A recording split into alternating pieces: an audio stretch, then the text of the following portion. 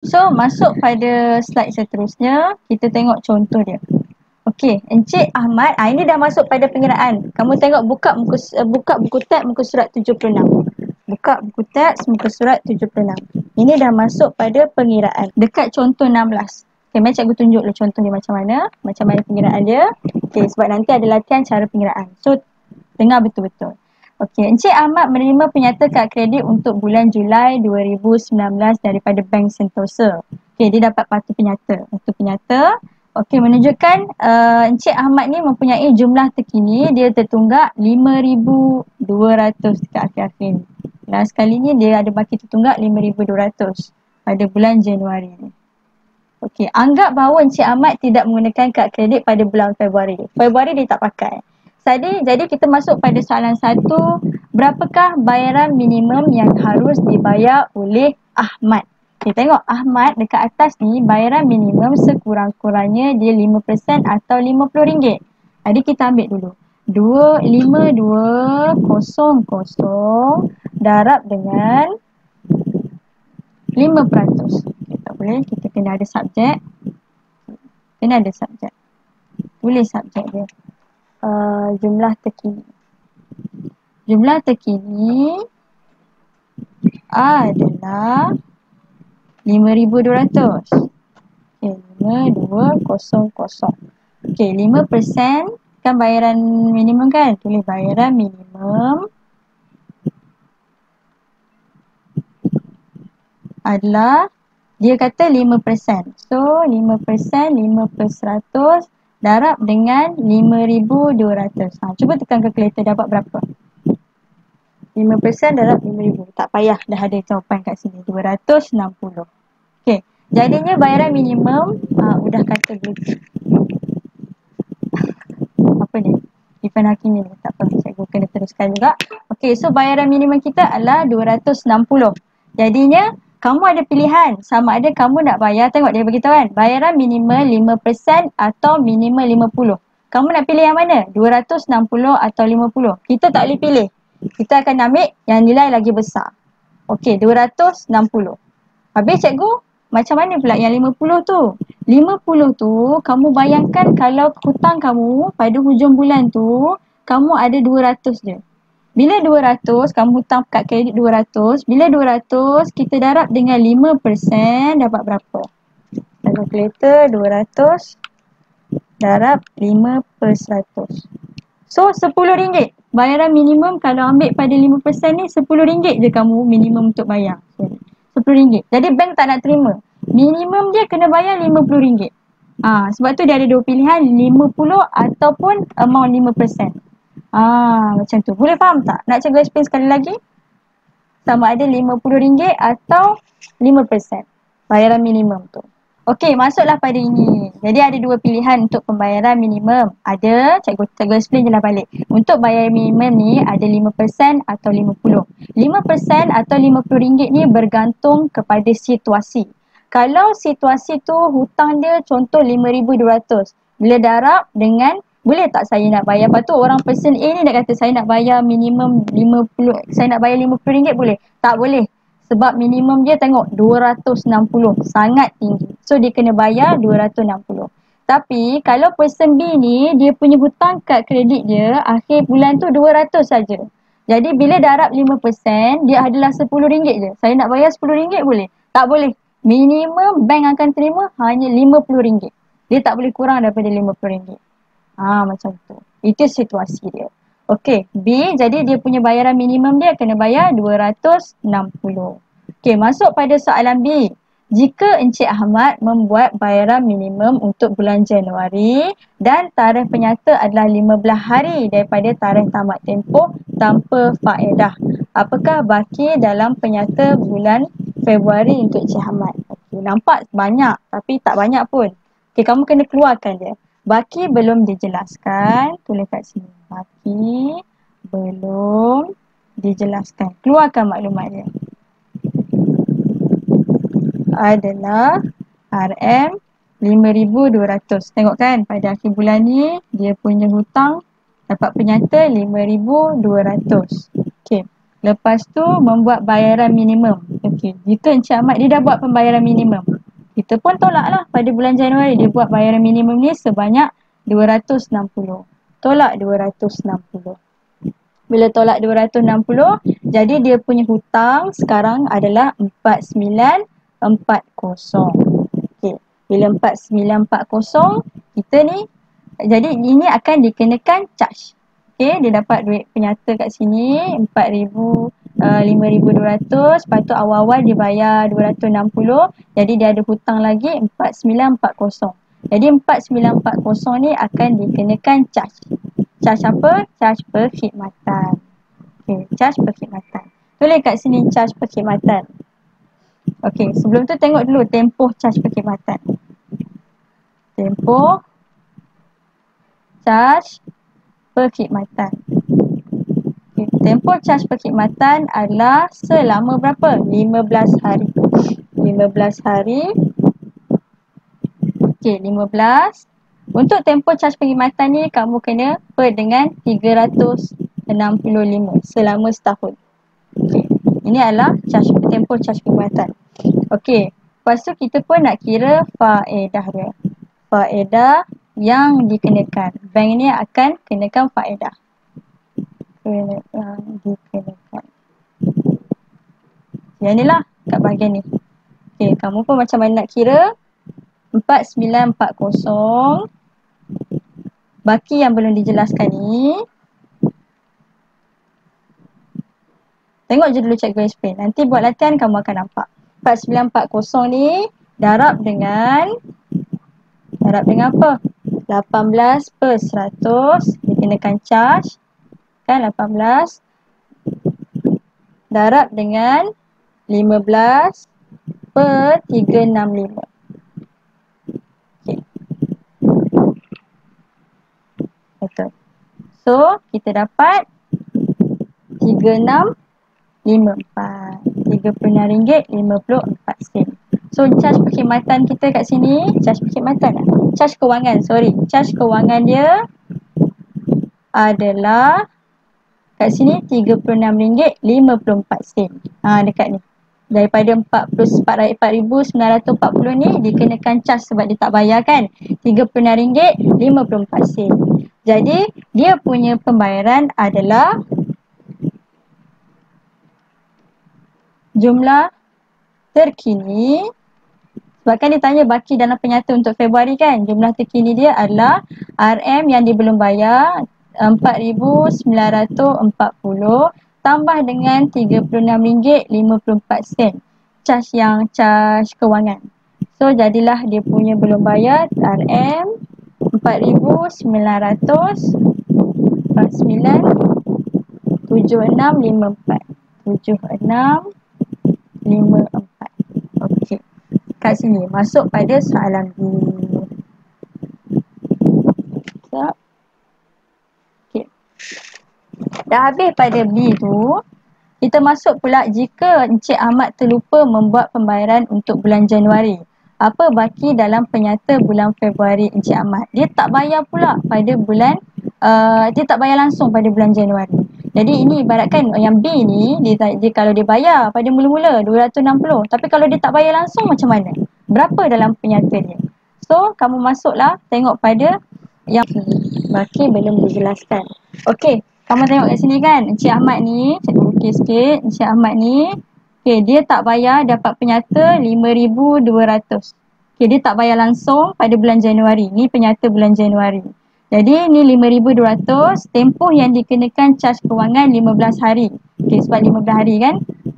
Okey, jadi 15 ni macam cikgu bagi tahu 15 per dengan setahun 365. Sebab tu dia buat macam ni bahagi. Okey, tengok pula faedah yang dikenakan sebab dia tak bayar langsung. Dia tak bayar langsung, dia dah jadi kes yang ketiga, person C. 5,200 tu dia memang tak bayar langsung. Jadi 5,200 ni dia kena darab dengan mula-mula ini adalah 18 per 100 adalah charge kewangan. 18%. Tengok dia bagi tahu. Charge kewangan. Okey, dia tak ada bagi tahu, maknanya masuk dekat nota cikgu kat sini. 18% kat sini. Jadi, masuk pada charge kewangan 18 bahagi 100, masuk pada hari dia, bilangan hari. 18 per 100 dengan 15 per 365. Dapatlah ini adalah charge perkhidmatan dia. Okey, so kena pula charge perkhidmatan. Charge perkhidmatan, bukan charge kewangan. Kenapa cikgu selalu tukar? Charge kewangan. Okay, charge kewangan dia ada pula RM38.47. Tambah lagi. Okey, lepas tu charge bayar lewat. Sebab dia dah bayar lewat masuk kepada bulan Februari dah. Bila kena bayar lewat, tengok pada nota yang cikgu tunjuk ni, bila dikenakan charge lewat bayar, dia ada 1% atau minimum RM10. Tapi biasanya cikgu tengok latihan semuanya 1%. Sebab tu dia pun kenakan 1%. Ni 1% dia. 1% dia kenakan pada hutang yang dia tak bayar RM5,200 ni. Hutang lagi dengan charge kewangan dia adalah RM38.47. So charge lewat bayar dia adalah RM52.38. So dia dah kira jumlah terkini pada bulan Februari yang dia tak bayar satu, RM5,200. Dia punya kena charge kewangan lagi RM38. Lepas tu dia punya charge bayar lewat lagi RM52.38. So jadilah RM5,290.85 untuk C ni. Jadi Encik Ahmad ni kalau kategori C ni dia dah masuk pada person C. Dia tak bayar langsung pada bulan Januari. Lepas tu dia dikenakan charge kewangan. Lepas tu dia dikenakan charge lewat bayar. Jadi dia akan kira yang tak bayar langsung RM5,200 tambah dengan charge kewangan tambah dengan charge lewat bayar. Okey, tapi untuk B pula dia beza. B ni dia dah bayar tapi dia bayar sikit.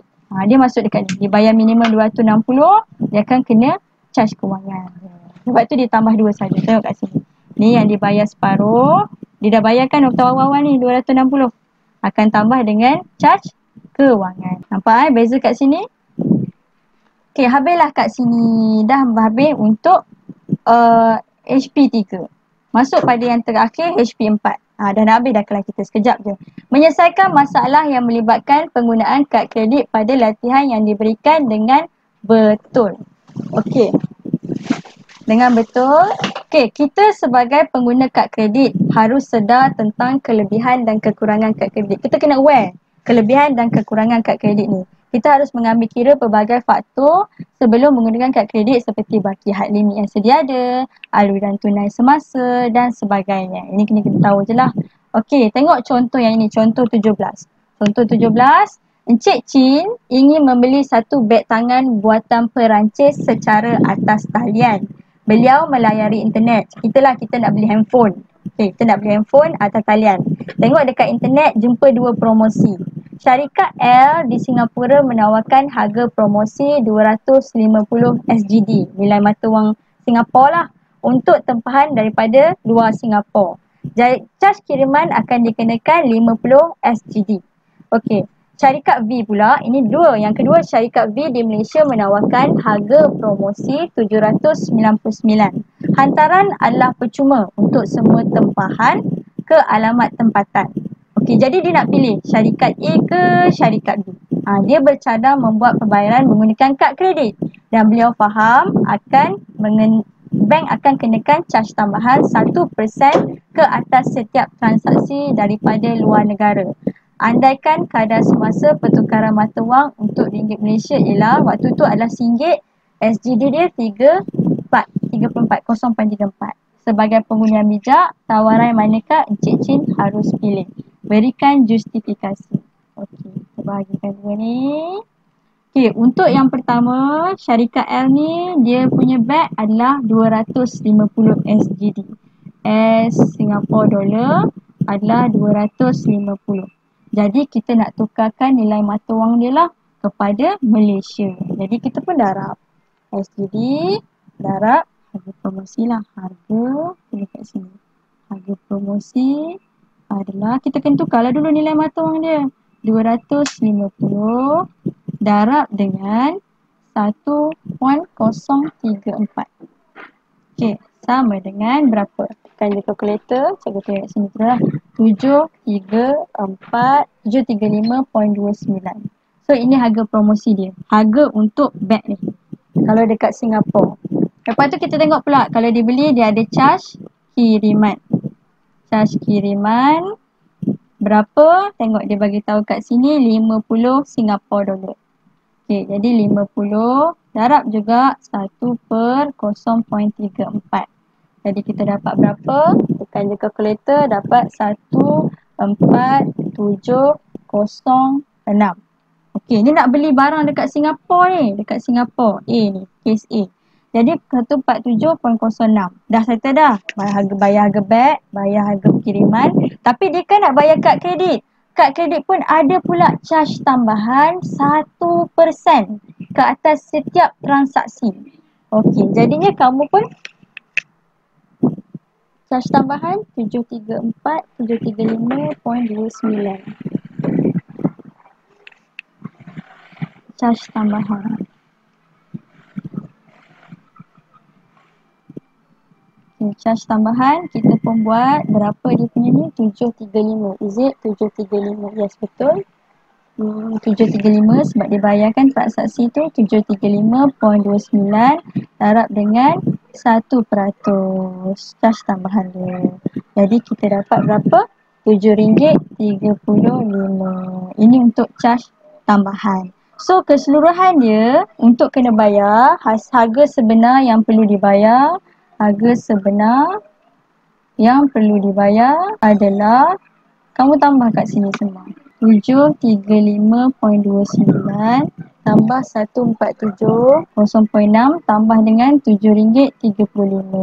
So tambah semua ni dapatlah 889.70 sen. So maknanya kalau Cik C ni beli beg, dia bukan harga beg je. Dia kena bayar harga beg, dia kena bayar harga kiriman dan ada charge tambahan sebab pakai kad kredit.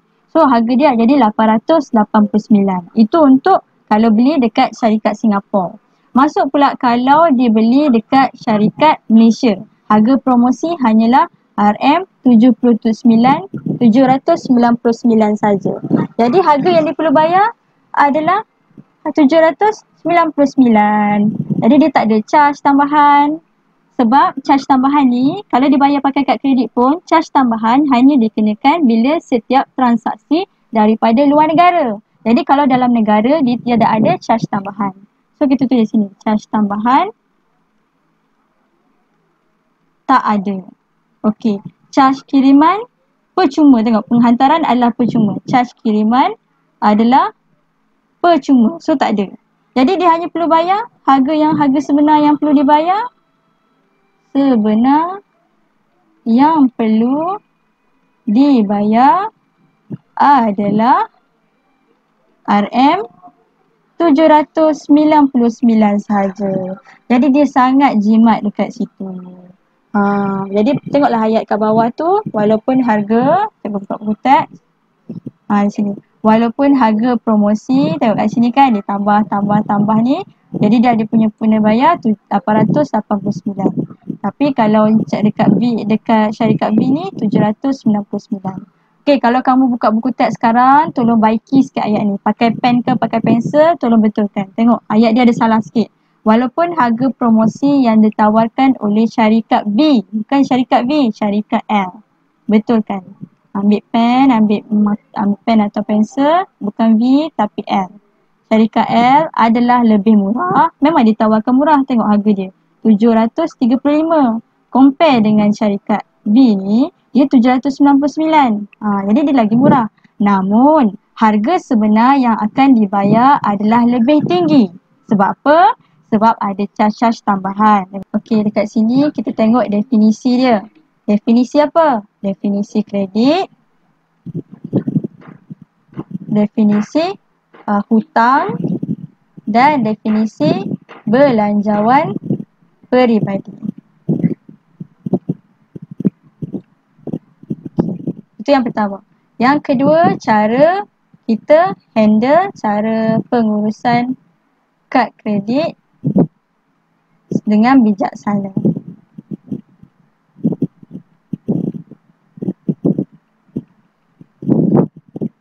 Itu yang pertama. Semua dua-dua ini dia adalah teori. Yang kedua, kita belajar tentang kad kredit. HP kedua ni. Pakai pen lain lah. Yang kedua adalah kad kredit yang mana ada 4 perkara. Yang pertama adalah kelebihan kad kredit. Tadi cikgu explain. Yang kedua adalah kekurangan, kelemahan kad kredit.